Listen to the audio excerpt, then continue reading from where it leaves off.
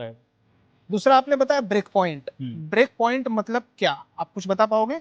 Break point एक तरीका होता है, आपको एक पर्टिकुलर एग्जैक्टली प्रोग्राम में कहीं सेट करना होता है। फॉर एग्जांपल अच्छा। अगर सर्टेनिटी के पास मुझे पता है कि ये प्रोग्राम में मुझे जाके इस जगह डिबग में लगाऊंगा, तो मुझे मेरा टाइम थोड़ा बचेगा। बराबर मुझे एग्जैक्टली किस लोकेशन पे मेरा ब्रेक पॉइंट पे करवाना है या फिर बराबर देखना है, चेक करिए कहाँ पे मेरा प्रॉब्लम हो रहा है। बराबर।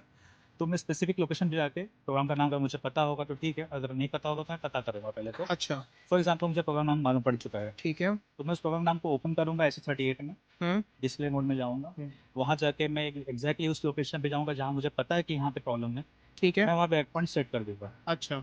ऑप्शन क्या होता है, आपको ऊपर एक टूल बार में आइकन होता है रेड कलर का, जहाँ पे लिखा होता है डिबग। अगर आप माउस हल्का से होल्ड करोगे तो आपको ब्रेक पॉइंट लिख के आएगा। ठीक है। तो आपने वो सिलेक्ट किया या फिर डायरेक्टली आप प्रोग्राम लेवल पे जाके डायरेक्ट क्लिक कर दोगे तो भी हो जाता है। तो वहाँ पे आपको लिख के आया कि ब्रेक पॉइंट ऑलरेडी सेट या फिर ब्रेक पॉइंट सेट हो चुका है। अच्छा, जो मतलब अगर मैं एक सिंपल वर्ड में बोलूं तो हमने हमने ये डिसाइड कर लिया कि वो कौन सा प्रोग्राम है जहां पे हमें देखना है कि बैकग्राउंड में क्या हो रहा है। तो वही प्रोग्राम का मैंने सिलेक्शन कर लिया कि भाई इस जगह से मुझे चेक करना है कि यहाँ हो क्या रहा है, डेटा क्या क्या पास हो रहा है।